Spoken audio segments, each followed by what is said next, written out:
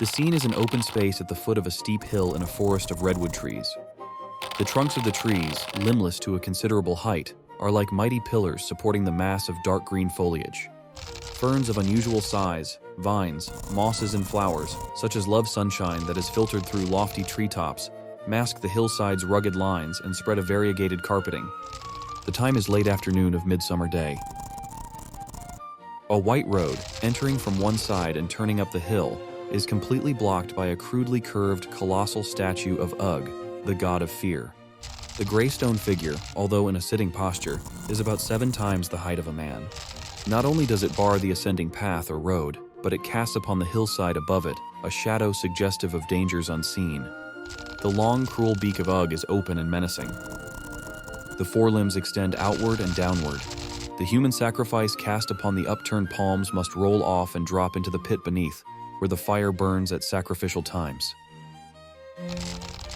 The Colossus dominates the scene with the gloom of tragedy, even though the litter of limbs and leaves upon an incense altar and a crude throne set against a great tree indicate that there has been no recent human occupancy of the place. A stag bounds across the stage and makes off through the thicket. A huntsman's horn is heard, then shouting. The prince enters, running in pursuit of the stag. He gazes eagerly in the direction taken by the animal. The first companion, second companion, and 2 other companions arrive just as the prince, appearing to catch sight of the stag, lets an arrow fly from his bow. The first companion slips and falls. He does not rise and puts his hand to his knee as if in pain. Child's work. The eager shaft o'ersped the mark. The stag in heartened sense the peaks. Come all. Such noble quarry calls for noble chase, Says the prince, striking his bow disgustedly. The prince beckons to his companions impatiently and starts off. All but the first companion prepare to follow him. Pray hold. My knee refuses to go on. Then wait us here. Our backs shall be your steeds when yonder antlered stag rides on them too. Forsake me not. Though dying would I run, ere I alone in such a place remain. Your hurt is soon forgot. What ails this place? The companions exchange glances. Good prince, do you not see our friend lies prone beneath the very beak of awful Ugg, who here blockades the path that leads to heaven? Not but the stag I saw. Why heed old Ugg? This ancient god of fear no terror holds save for some guileless shepherd or a child. Have you forgot this is Midsummer Day?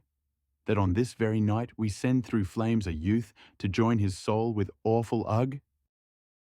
The yearly sacrifice had slipped my mind. The prince forgets because his eyes are spared. We have observed how on Midsummer Night the king, his father, sends him forth while all are at the feast, nor bids him stay to feed his eyes upon the human offering that marks the coming of the blood-red dawn. Well said. Though full I know the rites that fetch the king, the priests and people here this night, the final scene I ne'er have looked upon, nor have I feared this god of fear. Too sweet the mad pursuit of butterflies and stags, too dear the all-engrossing cup of life to waste a thought on creatures such as this. When I am king, I swear old Ugg must fall. Oh, hear him not, great Ugg. The prince but jests. No man that breathes but knows the sting of fear. Fear not for me, but stay. Perchance this night myself shall learn to know the dread of Ugg. My birthday anniversary it is. The boy no more am I. Behold the man. And by the king's decree the sacrifice no more shall be withholden from my eyes. The prince, turning toward the Colossus, snaps his fingers in derision and laughs. Tonight I stay to laugh my scorn of thee. The prince must learn as learns the humblest man how limitless the power of mighty Ugg. Forgetting his knee, he scrambles to his feet. E'en at this moment as the day declines am I reminded that we must beware. Who here that does not know the legend well? Who does not know that man or beast or bird upon whom Ugg's strange sunset shadow falls, some hideous service for Ugg must perform? Have done, have done. Save nightmares for the night. Quick mend your knee. Meanwhile, let me divert our thoughts to things that better fit our youth. A game I know, a game of skill and speed. Let yonder tree be goal. Let one stand here. Another fend the crossing to the tree. Myself shall judge and leader be. This rock shall serve my twice exalted station well. The prince climbs upon the rock. Prepare to run as I direct. Prepare. As the prince stands upon the rock, a deep shadow envelopes him. Oh! Ugg's sunset shadow has enwrapped the prince. Enough, enough of childish omens, friends. Tonight we must attend this cheerless place. Let's now away to fresh our minds and hearts. The challenge of the stag calls to our skill. Ere daylight dies, our bows must bring him down. Forget old Ugg. Let ardor wing our feet. The prince runs into the forest, followed rapidly by all the others.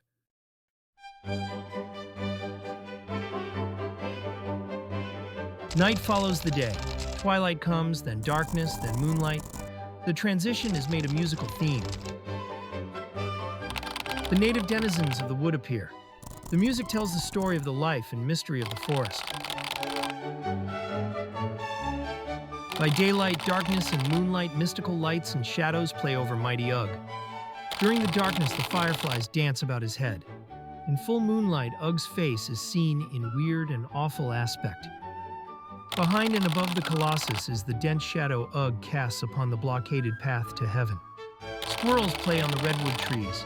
A covey of quail chirps from the leaves. Rabbits hop about. A coyote slinks along. The hoot of an owl and the scream of a panther are heard. A huge bear appears.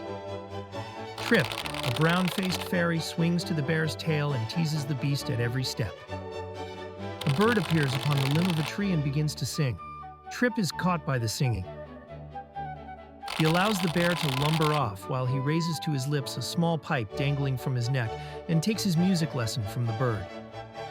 When the lesson is ended, the bird flies away.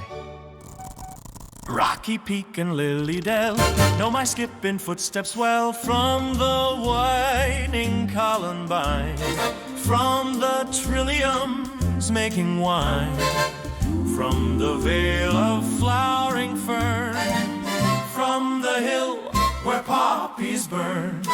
Lately did my pathway twine, twisted like clematis vine. Morning cup with bees I shared, when by Foxglove Wells I fed. When at noon the shadows fled, thimbleberries gave me bread. All the long mad afternoon, wanton laurels coaxed my tune, danced and swayed till great-eyed deer through wood warriors leapt in fear. When the moon drave out the sun, loath was I to end the fun. Sweet midsummer night holds sway, sweet midsummer woods begin. Trip bids all the woods begin.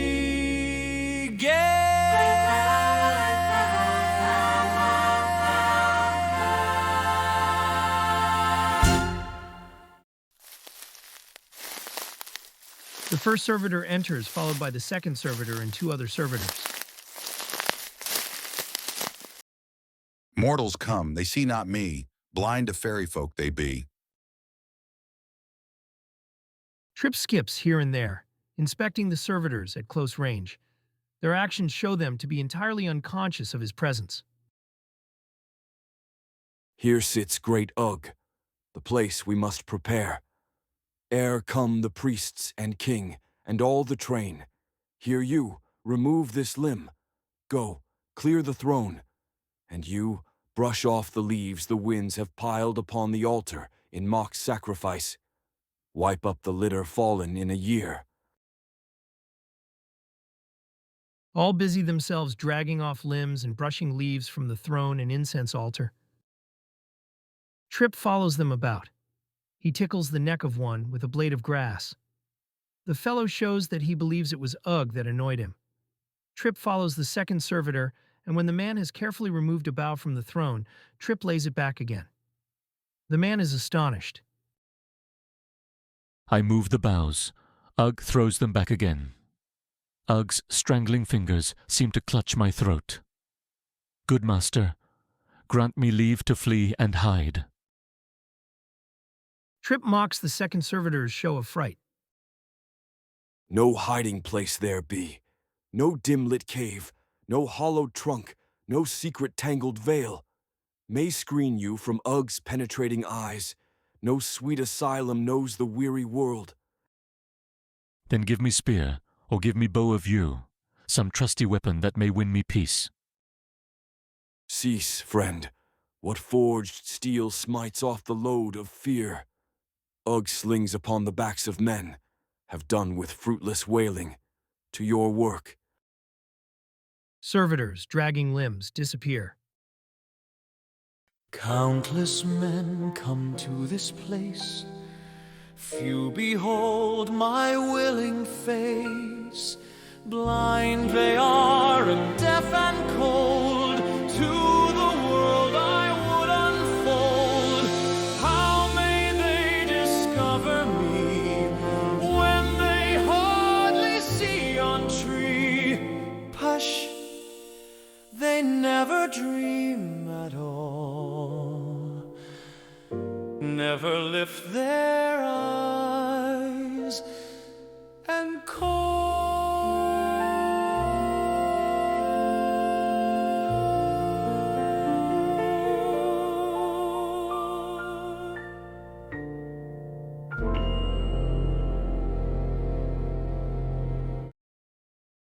Foolish men see Ugg alone. Trip knows Ugg is but a stone. Hi, how long will men come here to renew their dream of fear? How long shall old Ugg endure? Mighty Ugg, be not too sure. Give me heed and Trip shall tell how the other false ones fell. Come, ye gods who since man's birth league to blight his joyous earth. Come, ye gods whose chain and state made the trembling world a slave. Come, ye other gods of fear. Come and join your brother here.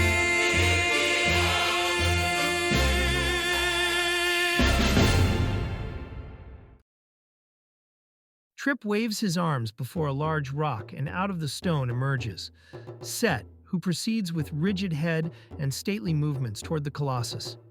He gives no sign of hearing as Trip continues speaking. Set, how Egypt licked your hand when your fevers gave command. Iron were your bones and will, grist were mortals in your mill, when men wrestled with their fear. Lo, they saw you disappear.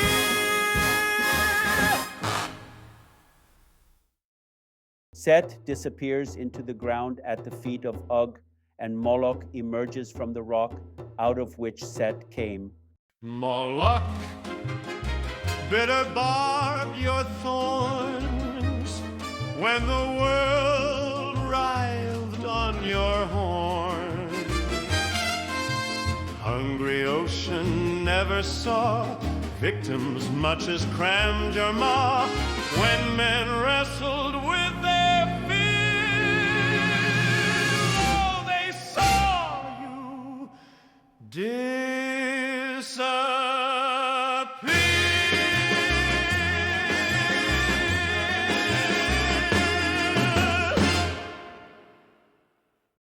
Moloch disappears into the ground at the feet of Ugg, and Medusa emerges from the rock. Hail Medusa, serpent crowned, how you made Greece bite the ground. When men's eyes gazed in your own living flesh was wrestled with their fear. Lo, they saw you disappear.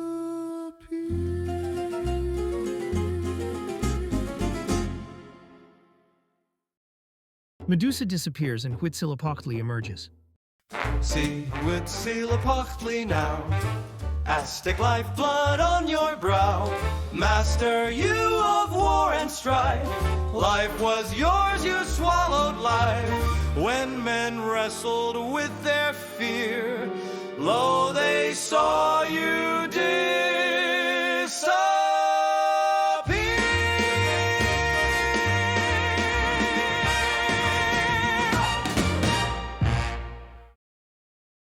Huitzilopochtli disappears and Tiamat emerges. Tiamat, your horrid spell, golden Babylon knew well. Order, peace, and equal law. No, no more your dragon jaw.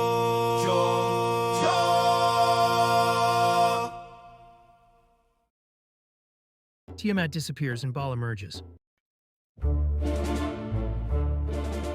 Baal, where your ancient flail silent now furnishes wail. No more does she sacrifice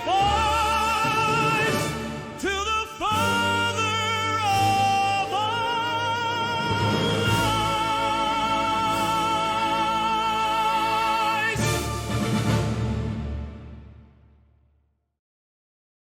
Baal disappears and Kali, Hydro, Ate, Hecate, Minotaur, and Rudra emerge in rapid succession from the rock.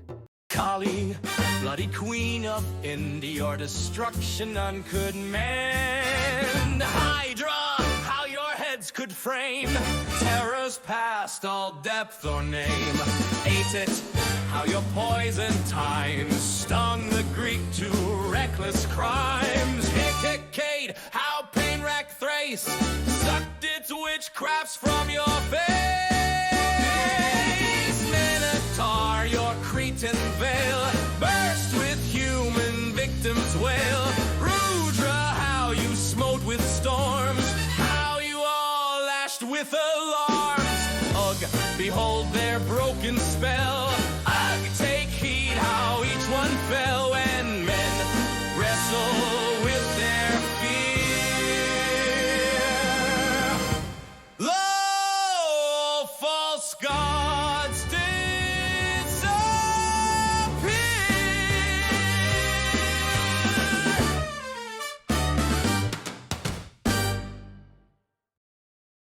As Rudra disappears after the others, the bear is seen again.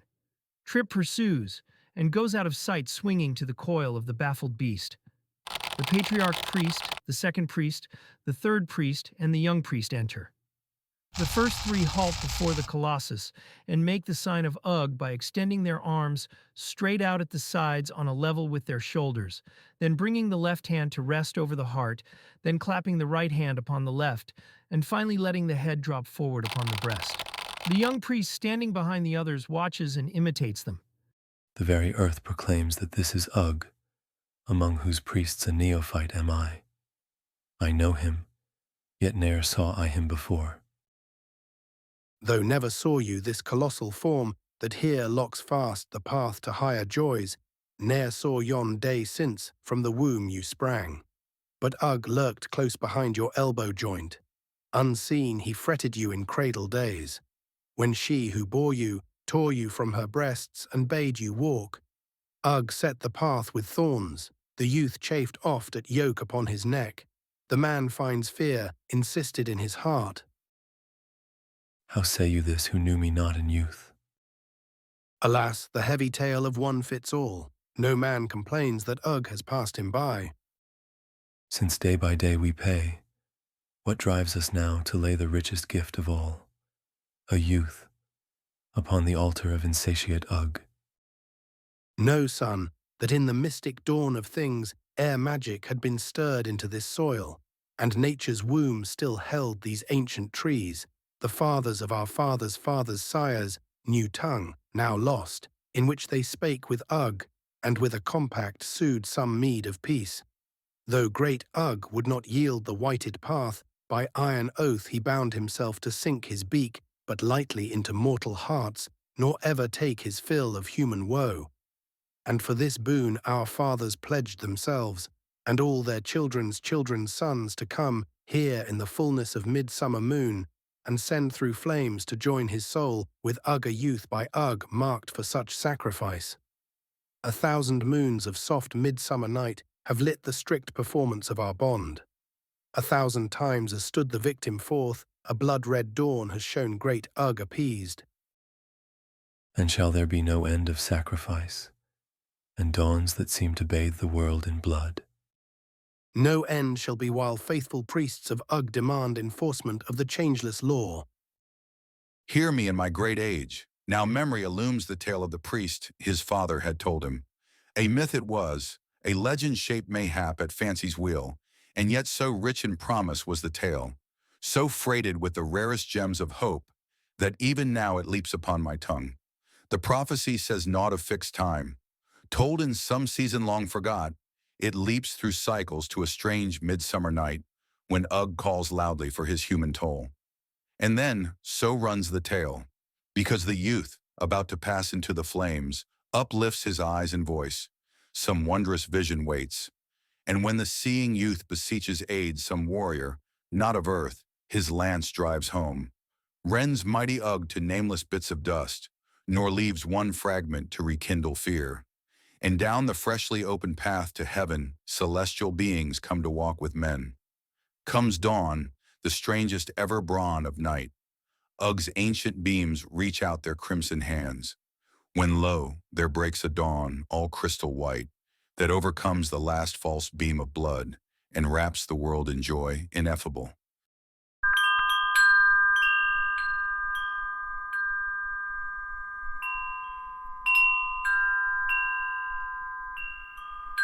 A dream, but such a treasure dream. Overcome with emotion, the patriarch sinks down, manifesting disbelief and impatience. Save for your age, we would not hear your tale, a dream that sees our calling snatched away. Lights are seen through the trees approaching from the east. The hour is near. The throngs approach this place. A party of husbandmen enter, singing. They carry stalks of corn, fruits, and huge bunches of grapes slung from shoulder poles. From field on reed growing, sons of nature came, where lily streams are flowing, there may be found a home. The fertile soil of yields, reward stalk and tree, when up from light of shields, glad husbandmen are we.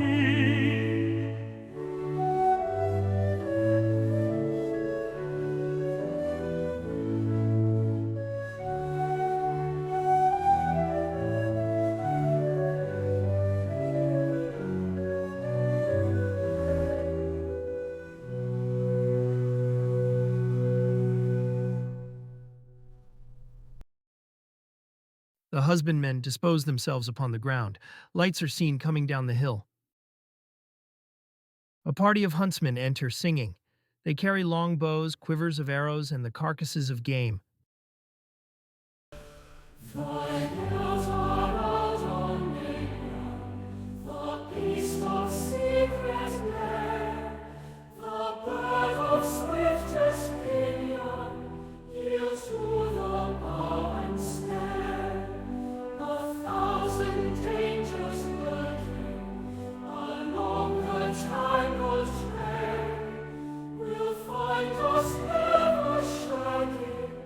The huntsmen do not play.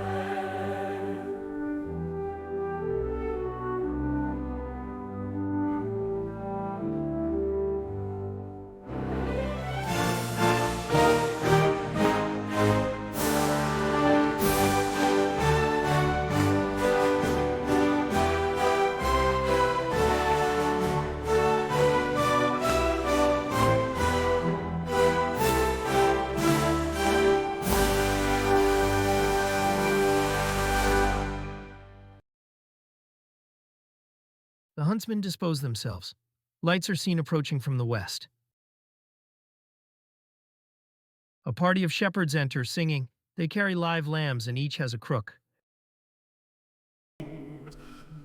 Meadows sweet with grasses, through sylvan shadows cool, the flock serenely passes to rest beside the pool. No lamb is left to wander upon the hillside steep. The wolf is watching yonder, the shepherd guards his sheep.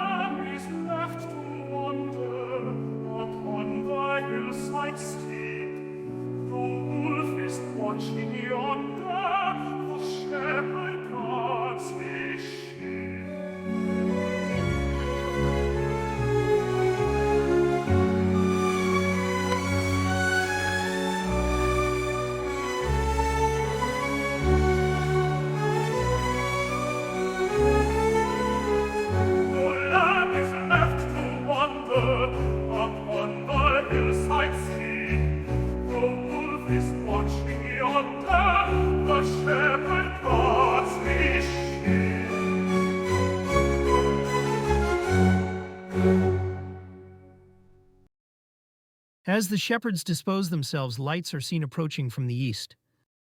A party of warriors enter, singing. They wear helmets and carry lances and shields and spoils of warfare. Let justice guide our lances. Let courage steel our hearts. Where evil's banner dances, there loose our winged darts. Let victory in us, where battle axes fall. Let honor still enfold us, or let death claim us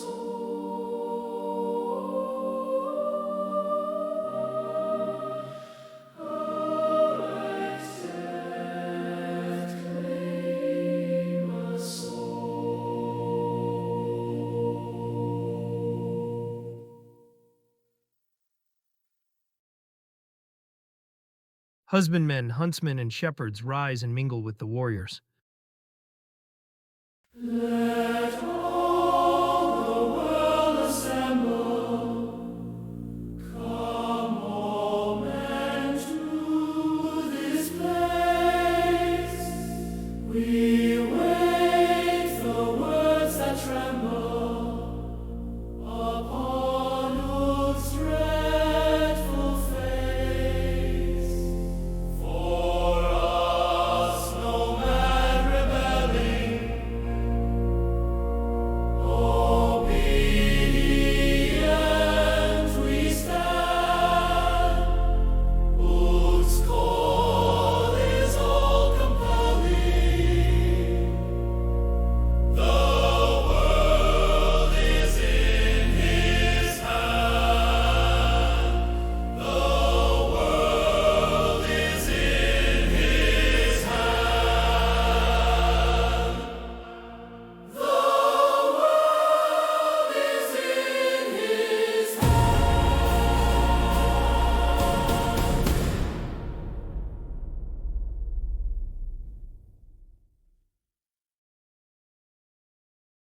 Lights are seen approaching on the main highway. Cries of the King, and Hail the King are raised. The king and the high priest are borne in, seated in a palanquin supported on the shoulders of 8 bearers. Lords, nobles, the scribe, and the jester accompany the palanquin. The king is assisted to mount the throne, while priests conduct the high priest to a seat beside the incense altar. Servitors place logs in the sacrificial pit. Torches are set up to supplement the moonlight. The jester skips about, taunting this one and that, and finally settles at the king's feet. The incense altar is made to send up a column of smoke. The prince! The prince! Where hides my son, the prince? We met his youthful party just at eve. A stag fled high among the distant peaks. "I'll fetch him down," exclaimed the prince, then led where none of slower foot might follow him. We left his faithful huntsmen at the pass. They'll bear his load. I swear he'll fetch the stag. Lights are seen coming down the mountain, and a horn is heard. The prince's horn, its tone proclaims his kill. The prince enters, followed by his 4 companions, who carry a stag suspended from a pole. The chief huntman leaps forward, takes the prince's hand, and strikes him on the shoulder in commendation. Other huntsmen crowd about the stag. The prince is accorded a cordial reception. The prince, saluting the king and also the high priest. Your pardon, sire, and yours, if long I have delayed the ceremonies of the night. The prince leaps up the steps of the throne, kisses the hand of the king, and sinks at his feet. The high priest stands before the colossus and raises his arms. All the other priests stand at his back and left their arms.